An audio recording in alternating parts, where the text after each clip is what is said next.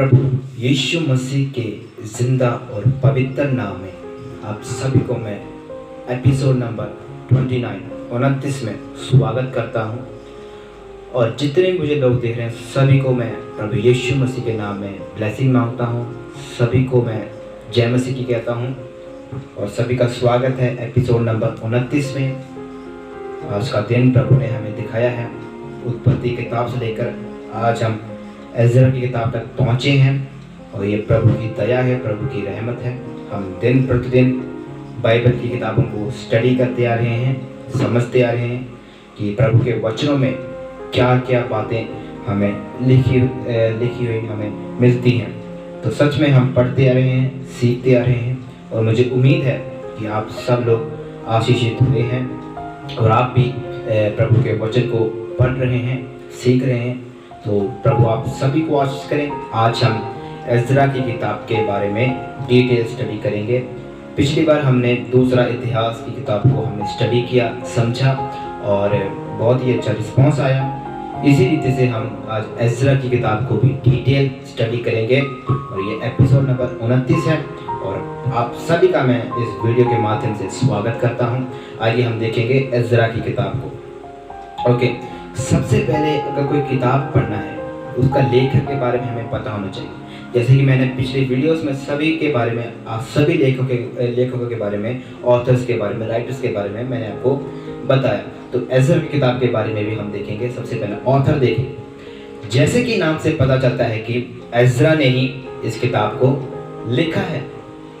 Ezra ने ही इस किताब को लिखा क्योंकि एज़रा नाम है, एज़रा ने ही इस किताब को लिखा है। और यहूदी ट्रेडिशन के मुताबिक एक जो प्रूफ है, सबूत है मैं आपको दे रहा हूँ। यहूदी ट्रेडिशन के मुताबिक तलमुद में भी ऐसा ही लिखा गया है। Ezra was the founder of great synagogue, यानी कि यहूदी ट्रेडिशन, यहूदी रीति रिवाजों के मुताबिक उनके तलमुद में जो उनका जो क्या बोलते हैं, जैसे तोरा होता है, तलमुद होता है, जैसे हमारी बाइबल है, मूसा की 5 किताबों में भी और पुराना नियम सभी जो तलमुद कहते हैं उनको, तो उसमें सभी बातें लिखी हुई है। और उसमें ये प्रूफ दिया गया कि एज़रा क्या था, बहुत बड़े एक सिनेगोग, यानी कि यहूदी जहाँ पर जाकर प्रार्थना करते हैं, यहाँ पर जाकर बेनती करते हैं, उसको हम सिनेगोग बोलते हैं। तो सिनेगोग हमारे इंडिया में भी काफ़ी जगहों पर हमें मिलता है। जैसे कि क्रिश्चियन लोगों के लिए चर्च है और मुसलमानों के लिए मस्जिद है, हिंदुओं के लिए मंदिर है, सिखों के लिए गुरुद्वारा है। इसी रीति से जो यहूदी लोग प्रार्थना करने वाली जगह है सिनेगोग, तो एज़रा क्या था, उसका निर्माण करता था, फाउंडर था, जिसका मतलब है बहुत बड़ी लोगों की सभा। यानी क्या, वहाँ पर बहुत सारे लोग इकट्ठे होते थे, उनको इकट्ठा करने के लिए एज़रा इस्तेमाल हुआ। लोगों में एकता पैदा करने के लिए एज़रा इस्तेमाल हुआ। तो इसी का यही मतलब है। तो यहूदी ट्रेडिशन के मुताबिक भी तलमुद में भी एज़रा ही इस चीज़ का, इस किताब का राइटर है, ऐसा प्रूफ हमें तलमुद में भी मिलता है। पुरानी इब्रानी बाइबल में एज़रा और नहम्याह की पुस्तक को एज़रा की पुस्तक कहा जाता था। मतलब क्या है, एज़रा और नहम्याह की दोनों पुस्तक दो नहीं थी, वो एक थी। हम बाइबल में आज पढ़ते हैं तो एज़रा अलग है, नहम्याह अलग है, पुस्तकें अलग है। लेकिन उस जमाने में इब्रानी बाइबल में जो पुरानी बाइबल है, सबसे पहले वाली बाइबल इब्रानी बाइबल, आपको पता होना चाहिए कि पुराना नियम जो लिखा गया था इब्रानी बाइबल में लिखा, इब्रानी भाषा में लिखा गया था। तो जो नया नियम था वो ग्रीक भाषा में लिखा गया था। तो इब्रानी बाइबल में एज़रा और नहम्याह की पुस्तक को एज़रा की पुस्तक कहा जाता, मतलब नहम्याह की पुस्तक को भी एज़रा की पुस्तक में मिलाया गया था। लेकिन पर नई हिब्रू बाइबल में इन दोनों पुस्तकों को अलग अलग कर दिया। पुराने नियम जो पुराना इब्रानी बाइबल था उसमें ये दोनों एक थी, लेकिन जब नया इब्रानी जो ट्रांसलेशन किया, उसको इब्रानी में फिर दोबारा नया ट्रांसलेशन किया, अनुवाद किया, तो इन दोनों पुस्तकों को दो कर दिया। एज़रा को अलग कर दिया, नहम्याह को अलग कर दिया। आज हम बाइबल में भी ऐसे ही पढ़ते हैं, एज़रा की पुस्तक अलग है, नहम्याह की पुस्तक अलग है, लेकिन इनका काम करने का जो ढंग है एक ही काम है, एक ही जो समय में इन्होंने काम किया है। उसके बारे में भी हम नहम्याह की पुस्तक में भी पढ़ेंगे। ज्यूइश यानी कि यहूदी हिस्टोरियन जोसेफस और जेरोम जो लतीनी वल्गेट का राइटर था, इन्होंने एज़रा और नहम्याह की पुस्तकों को दो नहीं एक माना है। मतलब क्या है, यहूदी इतिहासकार, बहुत ही बड़ा यहूदी इसका इतिहासकार जिसने यीशु मसीह के मौत को भी विवरण किया है, जिसने क्रिश्चियनिटी को और यहूदियों के जो क्या बोलते हैं बड़े बड़े इतिहासों को जिसने लिखा है, जोसिफस नाम का एक बहुत बड़ा एक यहूदी हिस्टोरियन था, उसने भी, और जेरोम पब्लिकेशंस की जो बुक्स है बहुत ज़्यादा आती हैं। जेरोम की काफ़ी ऐसी बुक्स भी हैं जो क्या बोलते हैं, मत्ती की इंजील को वो बोलते हैं। अभी भी 90s में वो बुक निकली थी, जब 19वीं सदी थी, तो उस समय जेरोम की एक बुक निकली थी जिसमें वो बोलते थे कि मत्ती की इंजील को मत्ती ने खुद नहीं लिखा, मत्ती को क्या बोलते हैं, किसी और ने वो किताब लिखी है। तो ये बोलकर काफ़ी डिबेट भी, काफ़ी आर्गूमेंट भी हुआ, लेकिन जेरोम गलत था। सबसे पहले जो ग्रीक बाइबल में उधर मत्ती का जो सुसमाचार लिखा गया, मैथ्यूस इवेंगेलियोस, यानी कि मत्ती की इंजील को सिर्फ मत्ती नहीं, मत्ती ही उसका राइटर है। मरकुस की इंजील का राइटर मरकुस है, लूका का जो इंजील के जो राइटर है वो लूका है। तो जेरोम को बोलता था कि मत्ती की इंजील का राइटर मत्ती नहीं है, तो वहां पर जेरोम गलत था।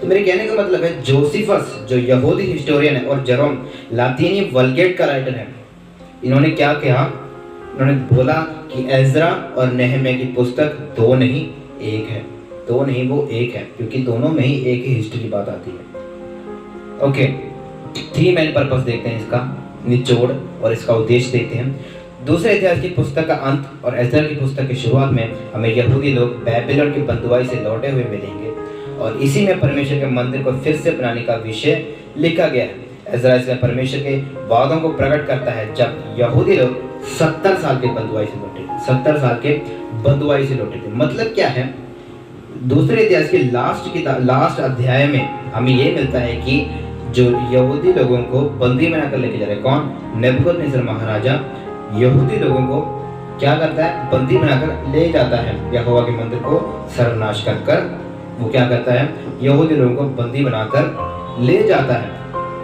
साइरस का राजा जब राज कर रहा था, पर्शियन राजा, उसने क्या किया, बेबीलोन पर चढ़ाई की। बेबीलोन पर चढ़ाई कर उसने क्या किया, बेलशस्सर महाराजा को मारा, जो क्या बोलते हैं पर्शियन राजा ने ऐसा काम किया। तो इसमें भी हमें वही विवरण जो मिलता है। इसमें क्या बोलते हैं कि जो दूसरे इतिहास के लास्ट पुस्तक में जो क्या बोलते हैं, इजरायली लोगों को, यहूदी लोगों को जो बंदुआई में लेके जाते हैं, उनको बंदी बनाकर लेके जाते हैं, और एजरा की पुस्तक में उनको रिहा कर रहा है। कौन, साइरस का राजा यानी कि कुसरू उसको जो रिलीज करता है यहूदी लोगों को, कि वो बोलता है कि परमेश्वर का आत्मा मुझे अगुवाई दे रहा है कि मंदिर बनाने के लिए तुम में से लोग वहां पर जाएं और मंदिर का निर्माण करें। इसलिए साइरस ने बोला, यानी कुसरू ने बोला कि तुम जाओ और जाकर मंदिर का निर्माण करो, यहोवा परमेश्वर के मंदिर को बनाओ, उसका पुनर्निर्माण करो। इसलिए एजरा की लीडरशिप में ये काम हुआ। एजरा इसमें परमेश्वर के वादों को प्रकट करता है, जब यहूदी लोग 70 साल के बंदुआई से लौटे हैं। मतलब परमेश्वर के वादों को उस समय में प्रकट करता है जहां पर यहूदी लोग 70 साल के बंदुआई से लौटे थे। 70 साल के बंदुआई से मतलब क्या है, उस समय इजराइल लोग जिसके अधीन थे, जिस लोगों के अधीन थे, वो मैं किसी दिन आपके सामने मैं पूरा जो दानियल की किताब से भी आपके सामने रखूंगा। 70 साल के बंदुआई से लौटे थे, तो उस समय भी जो एजरा शास्त्री था, एजरा को असल में शास्त्री कहा जाता है, उसको आगे भी हम पढ़ेंगे। एजरा को शास्त्री कहा गया है और उसको प्रीस्ट भी कहा गया है। मतलब ज्ञानवान पुरुष था। मूसा के 5 किताबों को, मूसा के लॉस को, मूसा के हर तरह के नियमों को उसने मुंह जुबानी याद किया हुआ एक मनुष्य है, और वो एक याजक भी है। और वो उस समय भी क्या कर रहा है, परमेश्वर के वादों को प्रकट कर रहा है। परमेश्वर जो वादे करता है उसको लोगों के सामने प्रकट कर रहा है। कौन, एजरा। ओके, फर्स्ट रिटर्न देखते हैं, पहला वापसी। साइरस राजा के पहले साल से लेकर देरियस यानी कि दार्यावेश राजा के 6 साल तक कुछ लोग जेरुब्बाबेल के साथ मंदिर के निर्माण के लिए आए थे। प्रोफेट हग्गाई, जकरिया उस समय में जेरुब्बाबेल के साथ थे, और उन्होंने लोगों को हिम्मत दी और सेवकाई की। यानी कि साइरस राजा यानी कि कुसरू राजा, इंग्लिश में साइरस लिखा है, हिंदी में हम पढ़ेंगे तो कुसरू लिखा है। कुसरू राजा से के पहले साल से लेकर दार्यावेश राजा तक, यानी कि ये मेडो पर्शियन राजा है, दोनों मेडो पर्शियन यानी कि मादी पारसी के राजा है दोनों, कोरावेश और दार्यावेश। यानी कि इसमें लिखा है साइरस राजा के पहले साल से लेकर दार्यावेश राजा के 6 साल तक कुछ लोग जेरुब्बाबेल के साथ, जेरुब्बाबेल कौन था, शलतियेल का पुत्र जेरुब्बाबेल जिसको प्रभु ने इस्तेमाल किया परमेश्वर के मंदिर को पुनर्निर्माण करने के लिए। मतलब जेरुब्बाबेल के साथ कहां पर गए थे? मंदिर के निर्माण के लिए गए थे। मंदिर, कौन सा मंदिर का निर्माण? यरूशलेम मंदिर के निर्माण के लिए जेरुब्बाबेल के साथ कुछ लोग गए थे यरूशलेम में गए, क्योंकि उस समय राजा का यह ऑर्डर था। राजा के ऑर्डर को मानकर, क्योंकि राजा के मन में परमेश्वर ने बात की, और उस परमेश्वर की बातों को मानकर जेरुब्बाबेल के साथ मंदिर निर्माण के लिए कुछ लोग गए थे। उस समय में कौन कौन था? उस समय हग्गई, जो हग्गई नबी हम देखते हैं वहाँ पर, जो पंजाबी बाइबल में हज्जई लिखा है, हिंदी बाइबल में भी मुझे पता नहीं हग्गई लिखा है, और हग्गई, प्रोफेट हग्गई और जकरिया नबी भी उस जमाने में जेरुब्बाबेल के साथ थे। जेरुब्बाबेल के साथ थे, उन्होंने लोगों को हिम्मत दी और सेवकाई की। मतलब क्या? मंदिर निर्माण के लिए प्रेरणा दी उन्होंने। कौन? प्रोफेट हग्गई और जकरिया ने लोगों को हिम्मत दी, क्योंकि हिम्मत टूट रही थी। लोगों को दिलासा दिया, क्योंकि उनके मन में दुख चल रहा था। लोगों को खुशी दी, क्योंकि उनके मन में गम था। मतलब लोगों को हिम्मत देने के लिए, प्रेरणा देने के लिए परमेश्वर ने हग्गई नबी को और जकरिया नबी को इस्तेमाल किया उस जमाने में। ये दोनों पर्शिया के राजा हैं। मतलब कौन? साइरस और दारियावेश पर्शिया के राजा हैं। सेकंड रिटर्न, इसके बारे में मैं डिटेल वीडियो में बनाने की पूरी कोशिश करूंगा। इसके बारे में पूरी स्टडी लेकर मैं आपको सामने जरूर इसको रखूंगा। आपको ज़रूरी है, क्योंकि ये बहुत ही ज़्यादा डीप बात है। मैं वीडियो ज़्यादा लंबी ना हो इसको, मैं बहुत शॉर्ट में आपको बताने की कोशिश कर रहा हूँ। तो इसके बारे में मेदो पर्शियन, बेबीलोन, रोम, ग्रीस, इन सभी के बारे में बताने के लिए बहुत कुछ है। दानियेल की किताब में भी इसका पूरा विवरण किया हुआ है। तो दानियेल की किताब से भी जो आपको पढ़ाने की मैं पूरी कोशिश करूँगा। तो आगे देखेंगे सेकंड रिटर्न। नहम्याह जब गवर्नर था और एजरा शास्त्री जो याजक था, उनके लीडरशिप में लोगों को यरूशलेम में वापस लाया गया। नहम्याह उस जमाने में गवर्नर बन गया था। वो एक पियाऊ का काम करता था। नहम्याह की किताब में लिखा है राजा का पियाऊ था वो, यानी कि राजा को दाखरस पिलाने वाला एक इंसान था नहम्याह जब गवर्नर बन गया और एजरा शास्त्री जब याजक था, उनके लीडरशिप में लोगों को यरूशलेम में वापस लाया गया। मतलब क्या है? बंधुआई से एजरा की लीडरशिप में और नहम्याह की लीडरशिप में यहूदी लोगों को यरूशलेम में वापस लाया गया। एजरा का यहूदी इतिहास में बहुत बड़ी भूमिका एजरा का, क्योंकि एजरा ने क्या किया? बंधुआई में पड़े लोगों को वापस लेके आया। इसके बारे में भी हम आगे पढ़ेंगे। बहुत बड़ी भूमिका है यहूदी लोगों के बीच में, यहूदी इतिहास में, यहूदी की हिस्ट्री में एजरा की बहुत बड़ी भूमिका है। जैसे यीशु जो मूसा के रूप में इज़राइल को मिस्र की गुलामी से बाहर निकालकर कनान देश में लेकर आया। देखना इस बात को, मूसा के रूप में यीशु, हमने यीशु को यहाँ पर रखा हुआ है मूसा के रूप में, यानी कि उसको मैं कनेक्ट करूंगा, नए नियम से भी कनेक्ट करूंगा। मूसा को यहोवा परमेश्वर ने नियुक्त किया, क्योंकि इज़राइल को कहां से लेकर आए? मिस्र की गुलामी से बाहर निकल कर लेकर आए। 430 वर्ष हो गए वहां पर वो गुलामी में पड़े हुए हैं जीसस। इसलिए यहोवा परमेश्वर ने मूसा को इस्तेमाल किया ताकि वो मिस्र में जाकर इज़राइल के लोगों को बंधुआई से बाहर निकाले। इसी रीति से एजरा को परमेश्वर ने क्या किया? यहूदी लोगों को बेबीलोन के, यानी कि उस जमाने के राजा के वश में से निकालकर उनके लीडरशिप में लेकर आने के लिए, मतलब राजा के मन में प्रभु ने खुद बातचीत की कि इनको भेज दो, इन्होंने मंदिर निर्माण करना है। तो उन्होंने उनकी लीडरशिप में, एजरा और नहम्याह की लीडरशिप में जो लोग थे 70 साल के बाद वहां पर वापस आए। कहां पर? अपनी भूमि में वापस आए। इसी रीति से यीशु हमारे लिए दुनिया में आए, हमारे लिए दुनिया में मरने के लिए, ताकि हम पाप की गुलामी से, यानी कि मिस्र जो पाप है, जो शैतान है, हमें गुलामी में रखा हुआ था, उसने हमें जंजीरों में जकड़ा हुआ था, हमें आज़ाद नहीं होने देता था, हमसे बहुत बड़े बड़े कार्य करवाता था। कौन से? पाप वाले कार्य कराता था। हम दलदल में थे, लेकिन यीशु ने क्या किया? अपना लहू बहाकर हमें उस कीचड़ से, उस दलदल से हमें प्रभु ने बाहर निकाला। यानी कि यीशु के साथ मूसा को मैंने कनेक्ट कर दिया, एजरा को भी इसके साथ मैंने कनेक्ट कर दिया। तो ये है पूरा इसका निचोड़। वैसे एजरा ने भी यहूदियों को बेबीलोन से उनके पुरखाओं की जमीन में वापस लेकर आया। एजरा नाम का मतलब है सहायक, यानी कि वही बात आ गई। एजरा भी यहूदियों को बेबीलोन से, यानी कि बेबीलोन की बंधुआई से एजरा ने क्या किया? उनको वापस लेकर आया, अपनी जन्मभूमि में, अपने ही जमीन में वापस लेकर आया। एजरा नाम का मतलब है सहायक, यानी कि एजरा का जो मीनिंग है, नाम है, वो है सहायक, हेल्पर, सहायक।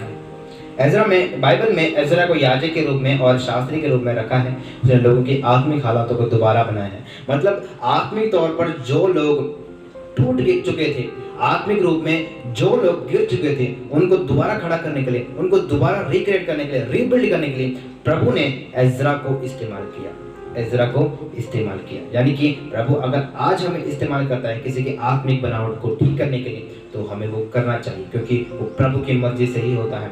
मैं आज आपको वचन सुना रहा हूँ, ये प्रभु की मर्जी से आप सुन रहे हो, ये प्रभु की मर्जी है। Okay, main teachings from this book, आखिरी निचोड़ पर आते हैं, main teachings from this book, यानी कि जो मेन जो बातें हैं इसमें लिखी हुई हैं, वो आपके बारे में, आपके बीच में रखने वाला हूँ। ध्यान से सुनिएगा। परमेश्वर अपने वादों का पक्का है। सबसे पहले, परमेश्वर अपने वादों का पक्का है। दूसरा, जब हम परमेश्वर में विश्वास करते हैं तो हमें मनुष्य में विश्वास करने की जरूरत नहीं है। ये इसी बुक में लिखा हुआ है, सभी बातें, इसका निचोड़ है, मेन टीचिंग्स लिखा हुआ है। जब हम परमेश्वर में विश्वास करते हैं तो हमें मनुष्य में विश्वास करने की जरूरत नहीं है। तीसरी बात, परमेश्वर की आराधना करना हमारे जीवन का सेंट्रल पॉइंट होना चाहिए, यानी कि केंद्र बिंदु होना चाहिए, परमेश्वर की आराधना करना। ओके, चौथी बात, अनाज्ञाकारी लोग या स्पिरिचुअल लीडर्स लोगों को पाप करने के लिए मजबूर करते हैं। स्पिरिचुअल लीडर्स, अनाज्ञाकारी लोग या स्पिरिचुअल लीडर्स, इसके बारे में भी मैं रखूंगा। चौथा पॉइंट था। पांचवा पॉइंट देखेंगे, परमेश्वर हमारी सोच से बढ़कर हमारे लिए करता है, हमारी सोच से बढ़कर। तो यहाँ पर एक पॉइंट है, अनाज्ञाकारी लोग, अनाज्ञाकारी लोग या स्पिरिचुअल लीडर्स, मतलब स्पिरिचुअल लीडर्स के रूप में कौन है? अनाज्ञाकारी लोग। वो क्या करते हैं? लोगों को पाप करने के लिए मजबूर करते हैं। इजराइल की हिस्ट्री में ऐसे ही लोगों को हम देखते हैं, अनाज्ञाकारी राजाएं, अनाज्ञाकारी लोग। इजराइल के लोग अनाज्ञाकारी थे, इजराइल के राजा लोग अनाज्ञाकारी थे, परमेश्वर की आज्ञा को नहीं मानते थे। तो क्या होता था? वो लोगों को पाप करने के लिए मजबूर करते थे। यरोबाम जो सुलेमान का सेवक था, उसने जो लोगों को, इजराइली लोगों को, यहूदी लोगों को किस चीज के लिए मजबूर किया? वो पाप करें, वो मूर्ति पूजा करें, बाल की जगवेदी के सामने, वो जगवेदी के ऊपर बलि चढ़ाएं, यानी कि यहोवा परमेश्वर को भूल जाएं और पाप करें, संसारिक कामों में पड़े।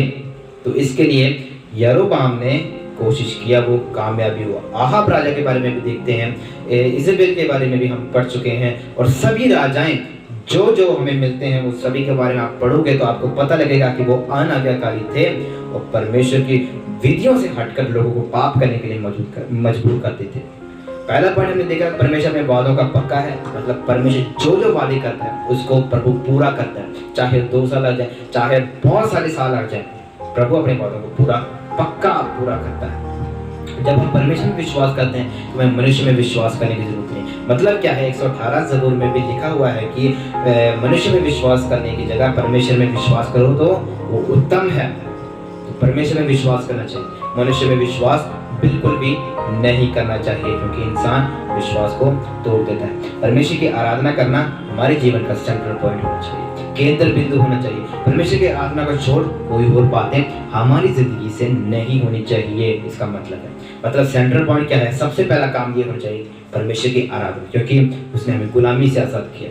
किसकी गुलामी से? पाप की गुलामी से, शैतान की गुलामी से प्रभु ने हम लोगों को आजाद किया है। ओके, आगे लिखा है, परमेश्वर हमारे सोच से भी बढ़कर हमारे लिए करता है। मतलब क्या है? परमेश्वर में विश्वास करो, प्रार्थना करो, आराधना करो। आराधना कैसे होनी चाहिए? सेंट्रल पॉइंट वाली आराधना होनी चाहिए। मतलब क्या है? हमारा पहला धर्म ये होना चाहिए, पहला काम ये होना चाहिए, परमेश्वर की आराधना करना, पहला काम ये होना चाहिए। तो मनुष्य में विश्वास नहीं, बल्कि परमेश्वर पर विश्वास करो तो उत्तम है। तो परमेश्वर हमारी सोच से भी बढ़कर हमारे लिए करने के लिए तैयार है, हमारी सोच से भी बढ़कर। जहाँ पर हमारी सोच हमारी पहुंची भी नहीं, वहां से प्रभु हमारे लिए करना शुरू कर देता है। तो ये थी सभी मेन पॉइंट्स, मेन बातें एस्रा की किताब के बारे में। और मैं आपको राजाओं के बारे में इतना डिटेल में नहीं बताया, जो राजा थे। खुसरू राजा मेन था इसमें, और हम अर्थशास्त्र महाराजा जो आने वाले जो नेहमिया की किताब है भी उसके बारे में पढ़ेंगे। तो बड़े बड़े राजा के बारे में हम पढ़ेंगे, सीखेंगे, और आगे हम नेहमिया की किताब को पढ़ेंगे। एजरा की किताब यहाँ से खत्म होती है। तो उम्मीद करते हैं आप सभी को ये समझ में आया होगा। तो खूब शेयर करिए, जितने लोगों पर जो वीडियो आप पहुंचा सकते हैं उन लोगों तक पहुंचाइए। और जितने मैंने प्लेलिस्ट भी बनाया उस प्लेलिस्ट को भी जितना हो सके शेयर करें, सभी लोगों तक वीडियोस पहुंचाएं। प्रार्थना में लगे रहें और प्रभु आप सभी को आशीष करें।